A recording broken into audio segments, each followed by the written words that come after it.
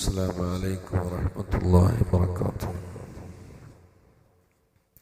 بسم الله الحمد لله والصلاة والسلام على رسول الله وعلى آله وصحبه أجمعين.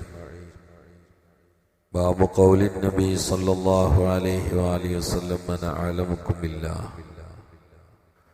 നബി സല്ലല്ലാഹു അലൈഹി വസല്ലമയുടെ അന അലമുക്കും ബില്ല എന്ന വാക്കിനെ ചൊല്ലിയുള്ള ചർച്ചയും ഭാവവുമാണ് അടുത്തത്.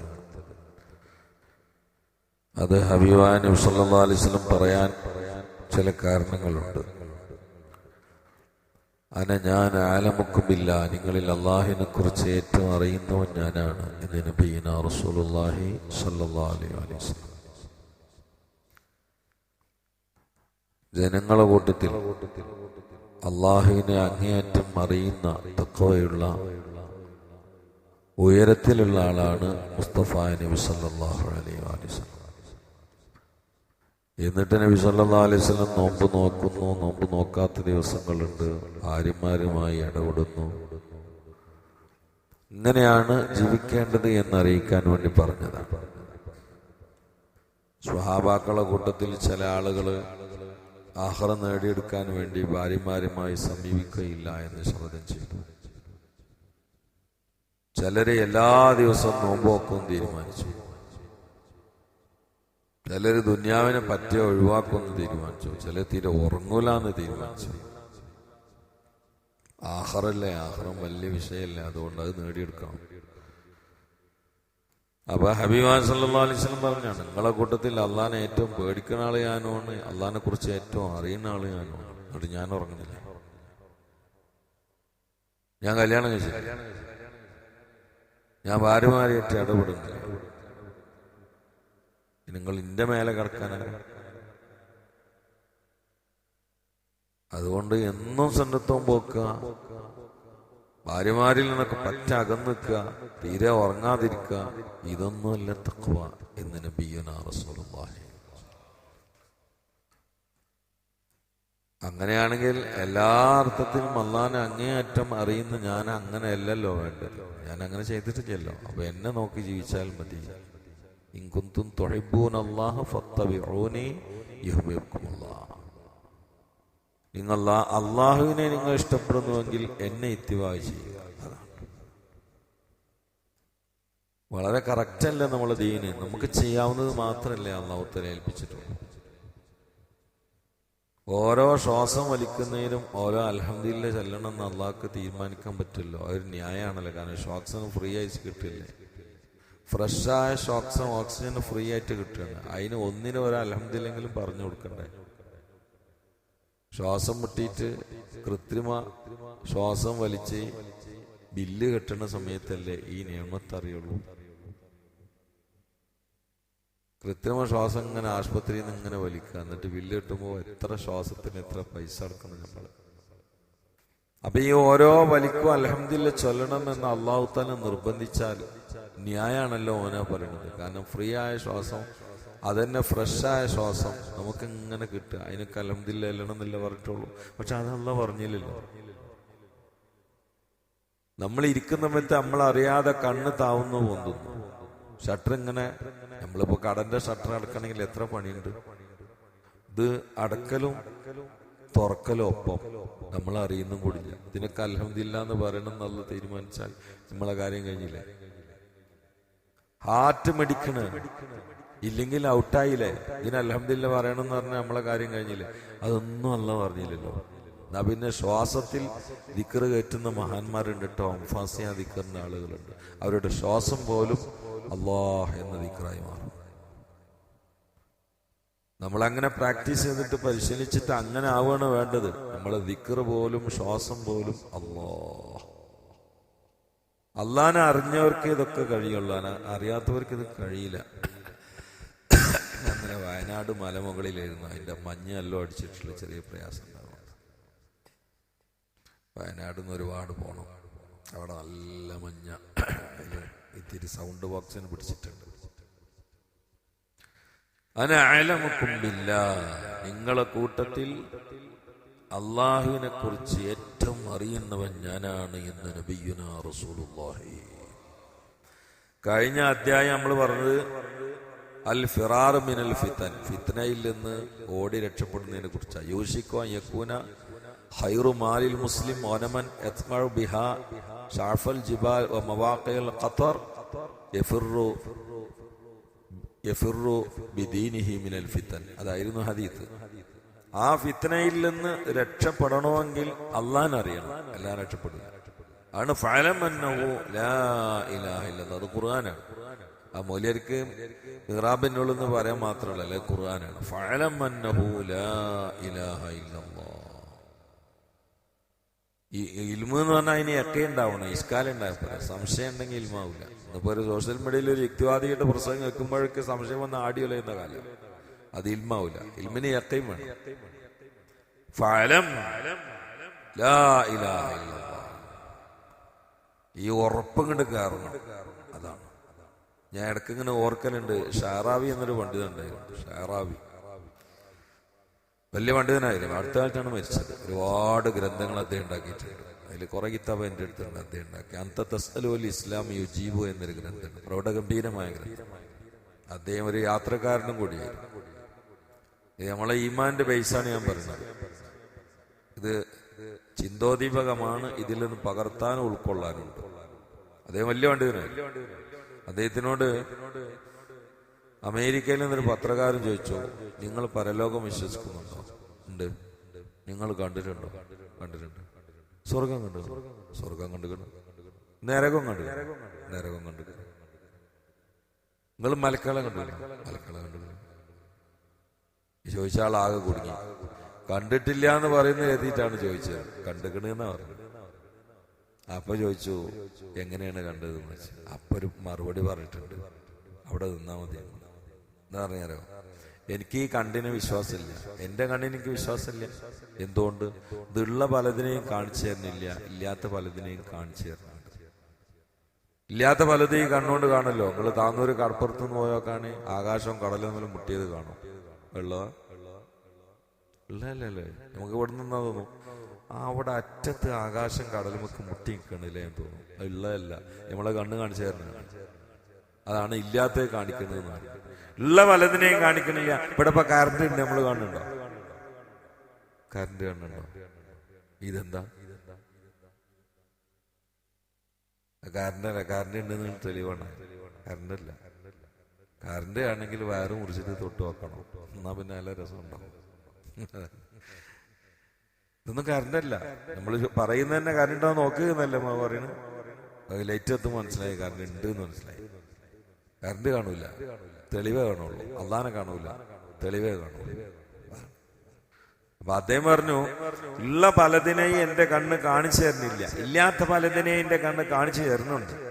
ഈ കണ്ണിൽ എനിക്ക് വിശ്വാസമല്ല. എനിക്ക് എന്റെ കണ്ണിനേക്കാൾ വിശ്വാസം എന്റെ ഹബീബായ മുഹമ്മദ് മുസ്തഫ സല്ലല്ലാഹു അലൈഹി വസല്ലമയുടെ കണ്ണാണ്. ആ കണ്ണുകൊണ്ട് സ്വർഗം കണ്ടിട്ടുണ്ട്, ആ കണ്ണുകൊണ്ട് നരകം കണ്ടിട്ടുണ്ട്, ആ കണ്ണുകൊണ്ട് മലക്കിനെ കണ്ടിട്ടുണ്ട്, ആ കണ്ണുകൊണ്ട് ഖബർശിക്ഷ കണ്ടിട്ടുണ്ട്, ആ കണ്ണുകൊണ്ട് ആഖിറം കണ്ടിട്ടുണ്ട്, ആ കണ്ണുകൊണ്ട് കാണേണ്ടതൊക്കെ കണ്ടിട്ടുണ്ട്. എനിക്ക് അവിടുന്ന് കണ്ടാൽ ഞാൻ കാണുന്നതിനേക്കാളും വലുതാണ്. അതുകൊണ്ടാണ് നീ കണ്ടിട്ടുണ്ടോ എന്ന് ചോദിക്കുമ്പോൾ ഞാൻ ഉണ്ട് ഉണ്ട് ഉണ്ട് എന്ന് പറയുന്നത്. എന്തുകൊണ്ട്? എന്റെ കണ്ണിനേക്കാൾ എനിക്ക് പവറും വിശ്വാസവുമുള്ള എന്റെ ഹബീബ് കണ്ടിട്ടുണ്ട്.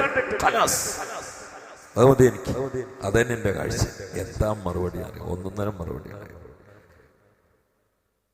അതൊരു ഒന്നൊന്നര മറുപടിയാണ്. അള്ളാഹു ഈ ഒരവസ്ഥയിൽ നിൽക്കാൻ നമുക്കൊന്ന് തോഫീക്ക് ആണ്. അന അഅലമുക്കും ബില്ലാഹ്, നിങ്ങളിൽ അള്ളാഹുവിനെ കുറിച്ച് ഏറ്റവും അറിയുന്നവൻ ഞാനാണ്. ഇനി നമ്മളെ റസൂല് പറഞ്ഞു തന്നാൽ മതി. മൻ യുതിഇർ റസൂല ഫഖദ് അതാഅ അല്ലാഹ്. അല്ല, നമ്മൾ ജിബ്രീൽ ഇസ്ലാമിനെ കണ്ടു. നമ്മളിങ്ങനെ വിശ്വസിക്കേണ്ട നബി സല്ലല്ലാഹു അലൈഹി വസല്ലം അടുത്തേക്ക് ജിബ്രീൽ ഖുർആൻ കൊടുന്നു കൊടുക്കുന്നത്. നിങ്ങൾ അറിയില്ല ആ സമയത്ത് മലന്റെ ഉള്ളിലുണ്ടായിരുന്നു. ആ ഗുഹന്റെ ഉള്ളിൽ നമ്മൾ മൂന്നാമത്തെ ആളായിട്ടുണ്ട് ഇല്ലല്ലോ. പിന്നെന്താ? തങ്ങൾ പറഞ്ഞു, നമ്മൾ വിശ്വസിച്ചു. അല്ല, അപ്പൊ എല്ലാവരും ഖുർആന്റെ ഇജാസൊക്കെ ശരിക്കും പരിശോധിച്ച് അതിന് സാഹിത്യമൊക്കെ മനസ്സിലാക്കി ഇനി ഇങ്ങനത്തെ ഒന്നും ആർക്കും കൊണ്ടുവരാൻ കഴിയില്ല എന്നൊക്കെ ചിന്തിച്ചിട്ടാണ് ഇത് വിശ്വസിക്കുന്നത്. അതൊന്നുമല്ല, ഈ ആള് പറഞ്ഞു എന്നുള്ളതാണ്. യാ അല്ലാഹ്, എല്ലാം നമ്മൾ പരിശോധിച്ച് അറിയണമെന്നില്ല. പറയേണ്ട ആള് പറഞ്ഞാൽ വിശ്വസിക്കേണ്ടി വരും. അല്ലെങ്കിൽ വാപ്പാനിമാനും തീരുമാനമാവില്ല. നിരീക്ഷണത്തിലൂടെ, പരീക്ഷണത്തിലൂടെ, ഗവേഷണത്തിലൂടെ ബോധ്യപ്പെട്ട് മാത്രമേ വിശ്വസിക്കൂ എന്ന് പറഞ്ഞാൽ എന്റെ വാപ്പ ഇതാണ് എന്നെങ്ങനെ വിശ്വസിക്കുക? അത് ഏത് നിരീക്ഷണ, പരീക്ഷണ, ഗവേഷണം? ഇല്ല, അത് ഉമ്മ പറഞ്ഞാണ്. എന്താ ഉറപ്പുള്ളത്? അടി അളകൂലേ? ഉമ്മ അറിഞ്ഞോണ്ടല്ലോ വിശ്വസിക്കണം. ആർക്കാ ഉറപ്പുള്ളത്? ഉറപ്പുണ്ടെങ്കിൽ ആ സമയത്ത് നമ്മൾ വേണ്ടേ? ഇല്ലല്ലോ. അപ്പൊ എല്ലാം കൂടി പരീക്ഷിക്കൊന്നും വേണ്ട, പറയേണ്ട ആള് പറഞ്ഞാൽ അത് വിശ്വസിക്കണം. എങ്കിൽ 40 കൊല്ലം തമാശക്കോ കാര്യത്തിനോ ഒരാളോടോ പല ആളോടുമോ ഇരുട്ടുമോ വെട്ടത്തോ ഒരു കളവിന്റെ ലാഞ്ചനയുള്ള അക്ഷരം ഉരിയാടാത്ത സത്യസന്ധനായ മുഹമ്മദ് മുസ്തഫ നമ്മളോട് പറഞ്ഞു, നമ്മൾ വിശ്വസിച്ചു. ഇത് പറഞ്ഞതിന്റെ പേരിൽ റസൂലാക്ക് എന്ത് ലാഭം ഉണ്ടായത്? അടിട്ടി, ഏറിട്ടി, വേറെ എന്താ ഉണ്ടായത്? ഇത് പറഞ്ഞതിന്റെ പേരിൽ ഇതിൽ ലാഭം കിട്ടോ? ഇല്ല, അടി ഏറും കിട്ടി. ഈ അടി ഏറും കിട്ടാൻ 40 കൊല്ലത്തിന് ശേഷം ഈ കളവ് പറയണോ? ഇല്ല. അതുകൊണ്ട് അള്ളാഹുവിന്റെ റസൂൽ എന്താണോ പറഞ്ഞത് അത് തൊണ്ട തൊടാതെ വിഴുങ്ങുക, അതാണ് ഈമാൻ.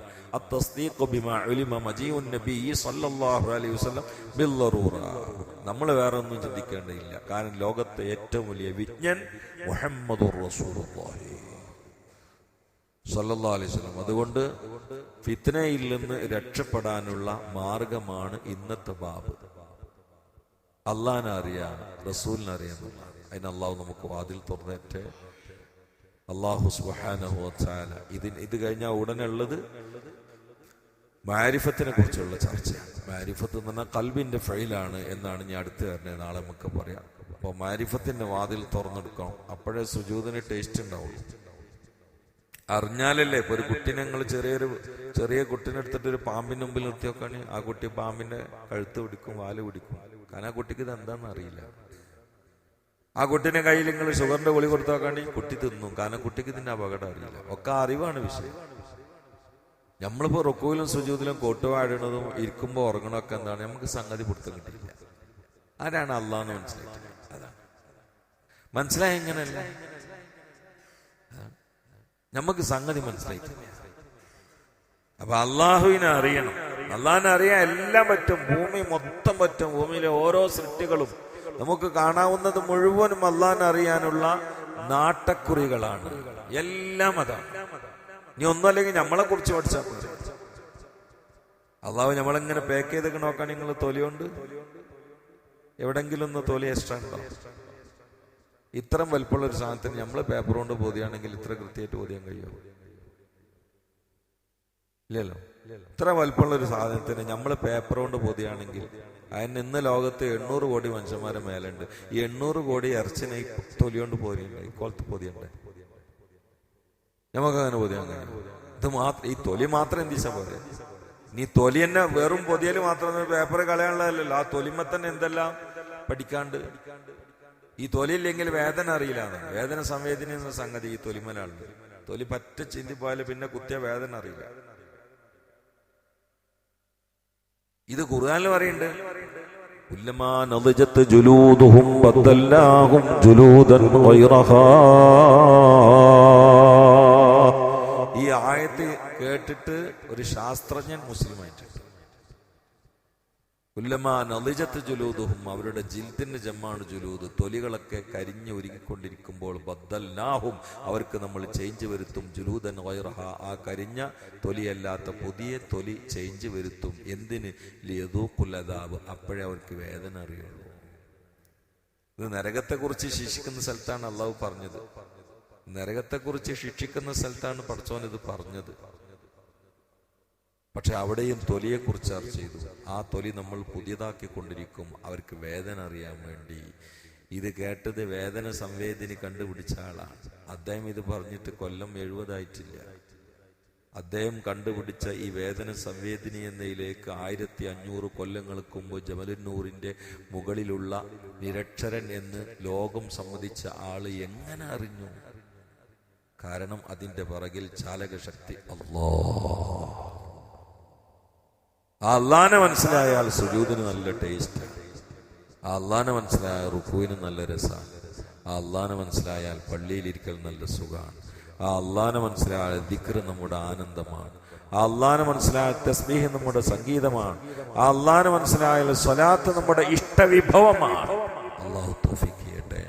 സല്ലല്ലാഹു അലാ മുഹമ്മദ് സല്ലല്ലാഹു അലൈഹി വസല്ലം സല്ലല്ലാഹു അലാ മുഹമ്മദ് സല്ലല്ലാഹു അലൈഹി വസല്ലം اللهم صل على محمد يا ربي صل عليه وسلم الحمد لله رب العالمين حمدا طيبا مباركا فيه جزيلا جميلا دائما بدوام ملك الله اللهم صل على سيدنا محمد النبي الأمي الطاهر الزكي وعلى آله وصحبه وسلم اللهم اغفر للمؤمنين والمؤمنات والمسلمين والمسلمات الأحياء منهم والأموات إنك مجيب الدعوات اللهم انصر أمة سيدنا محمد وارحم أمة سيدنا محمد تجاوز عن أمة سيدنا محمد اجعلنا من خيار أمته ومن محبيه രാവിലെ തന്നെ കഠിനമായ മഞ്ഞ് സഹിച്ചു വരുന്ന ഒരാളെ നാളത്തെ ചൂടിലാക്കല്ല അല്ലാഹ്.